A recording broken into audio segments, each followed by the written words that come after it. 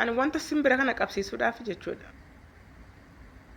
gurmaa'uun barbaachisu anumti nan ga'an ture rabbi anumti nan ga'an ture ragaa qabatamaa waan jiruuf kaameraan illee jira iddoo kana iddoon itti fideen itti natti laate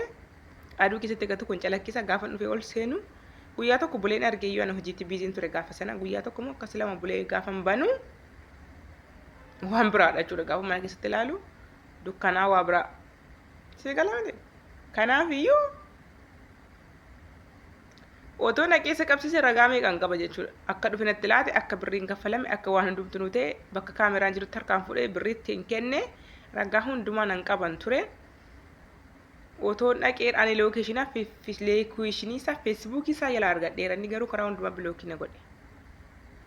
hattuu akka kee fakkaattota akka kee jechuudha kanaaf iyyuu hadabadhuu ta'a yoo isaaf bakka buusa irraa gabbu'aa jette immoo birrii tokko keenya deebistee fi irraa gabbuu dandeenya jechuudha. Viidiyoo yeroo sanaan poosti godhe gara viidiyoo tokkootti koomentii gara 200 anallee akkas godhe namni lafaa kee maqaa nama balleessu hawaasa irratti argu malee booxxoo kanaaf iyyuu yoo irraa bu'aatte birrii tokko keenya deebistee kaate nagaa walirraa bu'uun jira jechuudha. Si jammar koomentiin kun waggaa tokko ol fixeera bara. Konkaa akka kee kana walii isaan beeku malee. Si garame? Ani garuu gateen jira si jammar garuu masqaliin sana bira jira viidiyoo isin hojjedhee jira. Viidiyoo yammaa sanaa mu jira silkii biraarra silkii kanarraan jiru malee kanas diyooti godhee sitti agarsiisuu hin danda'a jira wanta jiru.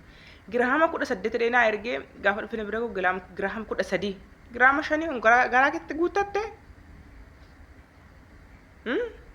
Masqal ani maqaa kootiin filannaan masqalii wajjin tokkumadha naan jedhe tokkumadha na bira dhufe masqalii wajjin naa erge ani maqaa koo qubee haa wajjin hin filadhe namni birrii giraama 13 birrii 800 280 namatti gurgura 280 natti gurguree herfoonii wayii wajjin naa ergeera 300 isheen sun immoo 300 irraa fudhate garuu iddoo biraati birrii 50dha birrii wanti 250 natti gurgurate ani garuu yommuu sana akkasuma karakkaruun nama nagaanatti waan natti fakkaateef kanuma keenya irraa bitachuu wayyaa sadhu yaade garuu waan ergasi arabarraa 100 hin bitadhe 100 bitadhe isarraa 280 bite eree bageetaas maraattaniitu bara warri akka koo rakkattanii jiraatan warri akka koo gadi qabamtanii kontiraata hojjetatanii dafii keessan xuruurfattanii hojjetattan nama keenya irraa bitatiin hawaa arabarraa bitadhaa sammuu keessan nagaa arabni akka barbaaddetti instagiraamii irra appilikeeshinii adda garaarra feesbuukii irra karaa barbaadden argattanii xallabachuu dandeessu arabarraa konkaa kana immoo waan goonu hin qabnechi tu danda'ame boolla tokkotti asii gadi naqani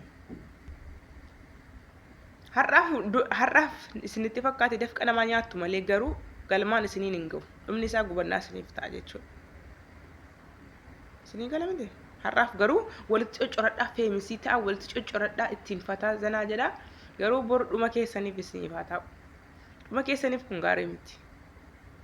ani namuma sirrii tokko namuma dhugaa beeku wayiinsi yeroo wangeela qabate konnocha chaalu goggogaan isaa asirra miidiyaa kanarraa amma immoo maal miidiyaa irra iyyuu jira iyyuu malee yoo baay'ee nama tokko nama lama liivii isaa jala jira gaafa haqee akka carraanatti dhufee argu nama tokko yookiin nama lama yeroo sana garuu nama 200-3 jala mi'a irraa xallabata ture amma namni hundinuu isa beekeera ka konkaa akka kee kana isa hudduusaa jala hurgufu isa hudduusaa jala foqoqsuu kanatu hin beeku malee isa kanatu isaaf dubbata jechuudha an akka iimoo tiktookiin ishee takkitti jiisa jira yeroo sana katee hurgufaa turte birrisa siilaan natte kana profeet eebbaafa ammoo keessaan dhufanii dhiifama godhiif jedhan jiru jechuudha dhiifama kan maalii godhaaf utuu beekanii nama balleessanii dhiifama namaa godhu birrii kun adeemsinaan dhiifamummaa ishee sin barbaadu achiin irraa deebitu garuu birrii kun manaan deebisineetti naan dubbadhanis warri akka koo gajjettanii hojjettanii udduu keessan gurgurattanii tun tani gajjettanii hojjettanii birriin keessan dhabe gadi baa dubbatadha warri immoo hudduu keessan gurgurattee bartanii maalummaa isaa bartan ምንም ችግር የለም ባሲን ቀብካ dadhabbiin qabu Ani garuu birriin tokko na gubdi. Birriin tokko na gubdi guyyaa tokko kamitti olee waan hin fidu waan hin beekuuf. Waree bichaan waree nama odeessiste boo.